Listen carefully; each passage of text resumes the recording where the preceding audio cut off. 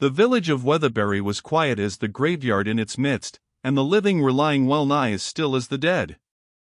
The church clock struck 11. The air was so empty of other sounds that the whir of the clockwork immediately before the strokes was distinct, and so was also the click of the same at their close. The notes flew forth with the usual blind obtuseness of inanimate things, flapping and rebounding among walls, undulating against the scattered clouds, spreading through their interstices into unexplored miles of space. Bathsheba's crannied and moldy halls were tonight occupied only by Marianne, Liddy being, as was stated, with her sister, whom Bathsheba had set out to visit. A few minutes after 11 had struck, Marianne turned in her bed with a sense of being disturbed. She was totally unconscious of the nature of the interruption to her sleep. It led to a dream, and the dream to an awakening, with an uneasy sensation that something had happened. She left her bed and looked out of the window. The paddock abutted on this end of the building, and in the paddock she could just discern by the uncertain gray a moving figure approaching the horse that was feeding there. The figure seized the horse by the forelock, and led it to the corner of the field. Here she could see some object which circumstances proved to be a vehicle, for after a few minutes spent apparently in harnessing, she heard the trot of the horse down the road, mingled with the sound of light wheels.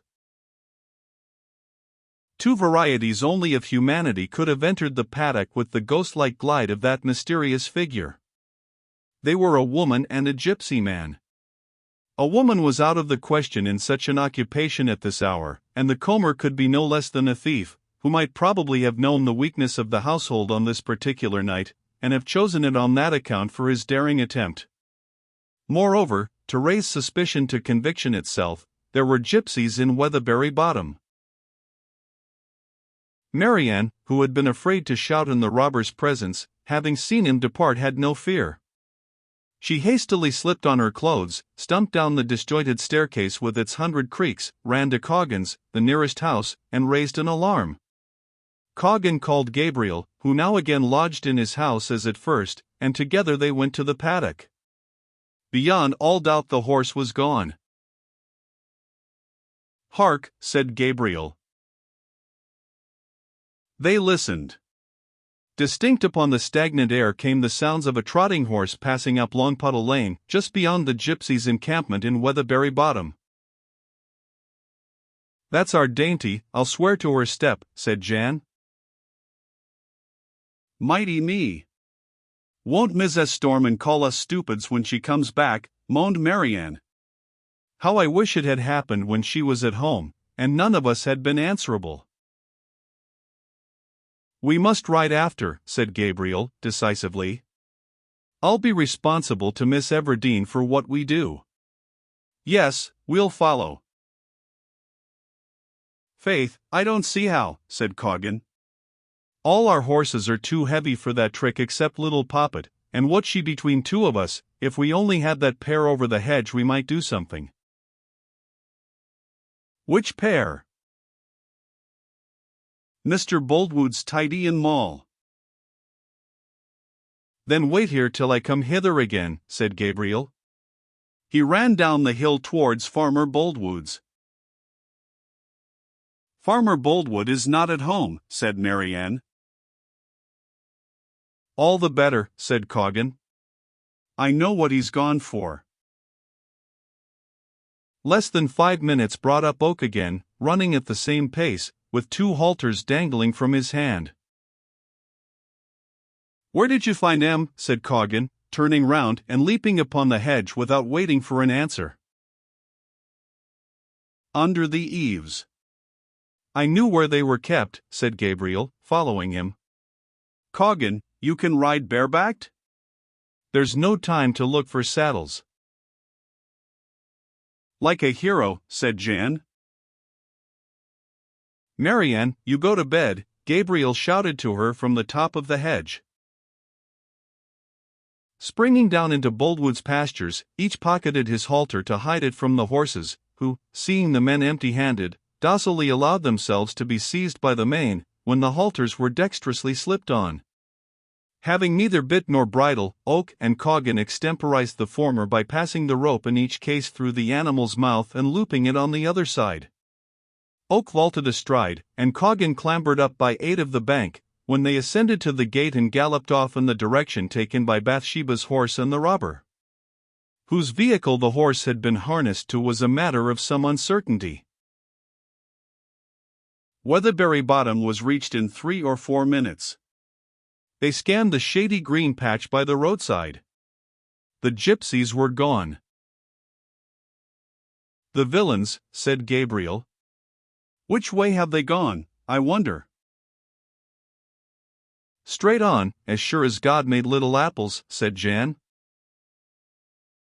"Very well, we are better mounted, and must overtake them," said Oak. "Now on at full speed."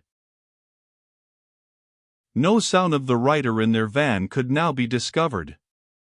The road metal grew softer and more clayey as Weatherbury was left behind, and the late rain had wetted its surface to a somewhat plastic, but not muddy state. They came to crossroads. Coggan suddenly pulled up Moll and slipped off. "What's the matter?" said Gabriel. "We must try to track M, since we can't hear M," said Jan, fumbling in his pockets. He struck a light, and held the match to the ground. The rain had been heavier here, and all foot and horse tracks made previous to the storm had been abraded and blurred by the drops, and they were now so many little scoops of water, which reflected the flame of the match like eyes. One set of tracks was fresh and had no water in them, one pair of ruts was also empty, and not small canals, like the others. The footprints forming this recent impression were full of information as to pace. They were in equidistant pairs, 3 or 4 feet apart, the right and left foot of each pair being exactly opposite one another. "Straight on!" Jan exclaimed. "Tracks like that mean a stiff gallop. No wonder we don't hear him. And the horse is harnessed, look at the ruts. Aye, that's our mare sure enough." "How do you know?" "Old Jimmy Harris only shoed her last week, and I'd swear to his make among 10,000. "The rest of the gypsies must hug on earlier, or some other way," said Oak. "You saw there were no other tracks?" "True. They rode along silently for a long weary time. Coggan carried an old pinchbeck repeater which he had inherited from some genius in his family, and had now struck one. He lighted another match, and examined the ground again. "'Tis a canter now," he said, throwing away the light. "A twisty, rickety pace for a gig. The fact is, they overdrove her at starting. We shall catch 'em yet." Again they hastened on, and entered Blackmore Vale. Coggan's watch struck 1. When they looked again, the hoof marks were so spaced as to form a sort of zigzag if united, like the lamps along a street. "That's a trot, I know," said Gabriel. "Only a trot now," said Coggan, cheerfully. "We shall overtake him in time." They pushed rapidly on for yet 2 or 3 miles. "Ah! A moment," said January, "let's see how she was driven up this hill. 'Twill help us." A light was promptly struck upon his gaiters as before, and the examination made. "Hurrah," said Coggan. "She walked up here, and well she might. We shall get them in 2 miles, for a crown." They rode 3, and listened. No sound was to be heard save a millpond trickling hoarsely through a hatch, and suggesting gloomy possibilities of drowning by jumping in. Gabriel dismounted when they came to a turning. The tracks were absolutely the only guide as to the direction that they now had, and great caution was necessary to avoid confusing them with some others which had made their appearance lately. "What does this mean, though, I guess," said Gabriel, looking up at Coggan as he moved the match over the ground about the turning. Coggan, who, no less than the panting horses, had latterly shown signs of weariness, again scrutinized the mystic characters. This time only 3 were of the regular horseshoe shape. Every 4th was a dot. He screwed up his face and emitted a long few WW. Lame, said Oak. Yes. Dainty as Lamed, the near foot afore, said Coggan slowly, staring still at the footprints. We'll push on, said Gabriel, remounting his humid steed. Although the road along its greater part had been as good as any turnpike road in the country, it was nominally only a byway. The last turning had brought them into the high road leading to Bath. Coggan recollected himself. We shall have him now, he exclaimed. Where? Shirton Turnpike. The keeper of that gate is the sleepiest man between here and London, Dan Randall, that's his name, knowed in for years, when he was at Casterbridge Gate. Between the lameness and the gate 'tis a done job. They now advanced with extreme caution. Nothing was said until, against a shady background of foliage, 5 white bars were visible, crossing their route a little way ahead. Hush, we are almost close, said Gabriel. Amble on upon the grass, said Coggan. The white bars were blotted out in the midst by a dark shape in front of them. The silence of this lonely time was pierced by an exclamation from that quarter. Hoy ahoy! Gate! It appeared that there had been a previous call which they had not noticed, for on their close approach the door of the turnpike house opened, and the keeper came out half-dressed, with a candle in his hand. The rays illumined the whole group. Keep the gate close, shouted Gabriel. He has stolen the horse. Who? Said the turnpike man. Gabriel looked at the driver of the gig and saw a woman, Bathsheba, his mistress. On hearing his voice she had turned her face away from the light. Coggan had, however, caught sight of her in the meanwhile. Why, 'tis mistress, I'll take my oath, he said, amazed. Bathsheba it certainly was, and she had by this time done the trick she could do so well in crises not of love, namely, mask a surprise by coolness of manner. Well, Gabriel, she inquired quietly, where are you going? We thought, began Gabriel. I am driving to Bath, she said, taking for her own use the assurance that Gabriel lacked. An important matter made it necessary for me to give up my visit to Liddy, and go off at once. What, then, were you following me? We thought the horse was stole. Well, what a thing! How very foolish of you not to know that I had taken the trap and horse. I could neither wake Marianne nor get into the house, though I hammered for 10 minutes against her windowsill. Fortunately, I could get the key of the coach-house, so I troubled no one further. Didn't you think it might be me? Why should we, miss? Perhaps not. Why, those are never Farmer Boldwood's horses. Goodness mercy! What have you been doing, bringing trouble upon me in this way? What? Mustn't a lady move an inch from her door without being dogged like a thief?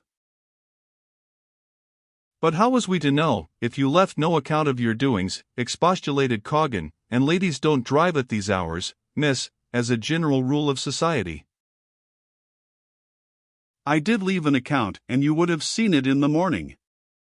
I wrote in chalk on the coach-house doors that I had come back for the horse and gig, and driven off, that I could arouse nobody, and should return soon. But you'll consider, ma'am, that we couldn't see that till it got daylight. True, she said, and though vexed at first she had too much sense to blame them long or seriously for a devotion to her that was as valuable as it was rare. She added with a very pretty grace, well, I really thank you heartily for taking all this trouble, but I wish you had borrowed anybody's horses but Mr. Boldwood's. Dainty is lame, miss, said Coggan. Can ye go on? It was only a stone in her shoe. I got down and pulled it out 100 yards back. I can manage very well, thank you. I shall be in Bath by daylight. Will you now return, please? She turned her head, the gateman's candle shimmering upon her quick, clear eyes as she did so, passed through the gate, and was soon wrapped in the embowering shades of mysterious summer boughs. Coggan and Gabriel put about their horses, and, fanned by the velvety air of this July night, retraced the road by which they had come. A strange vagary, this of hers, isn't it, Oak? Said Coggan, curiously. Yes, said Gabriel, shortly.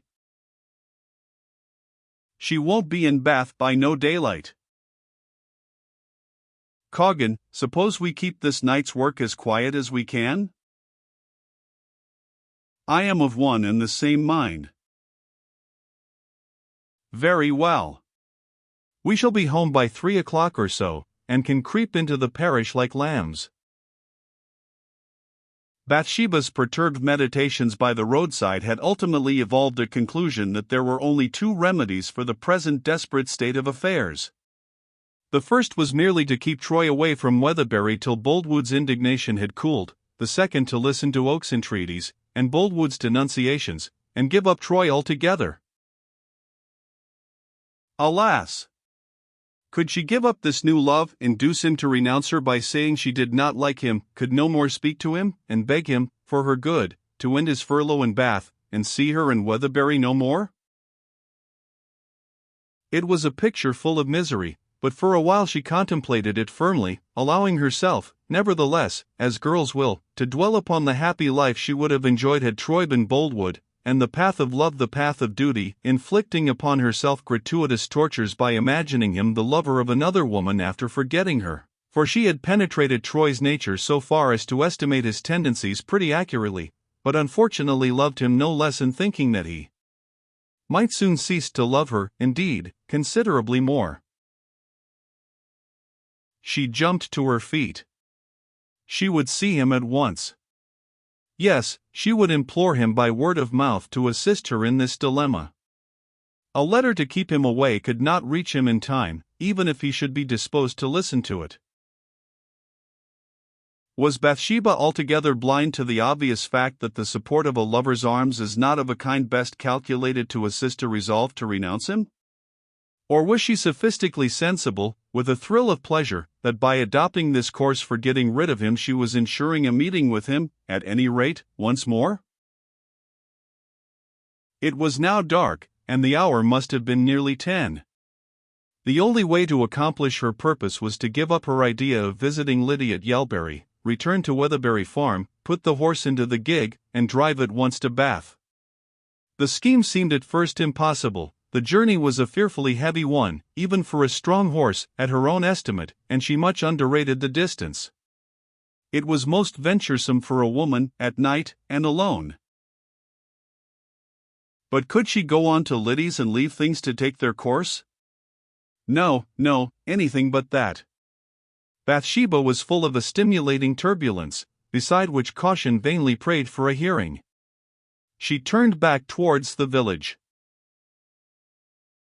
Her walk was slow, for she wished not to enter Weatherbury till the cottagers were in bed, and, particularly, till Boldwood was secure.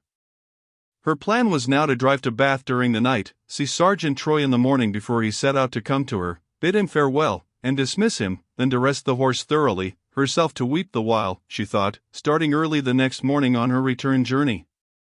By this arrangement she could trot Dainty gently all the day, reach Lydia at Yelbury in the evening, and come home to Weatherbury with her whenever they chose, so nobody would know she had been to Bath at all.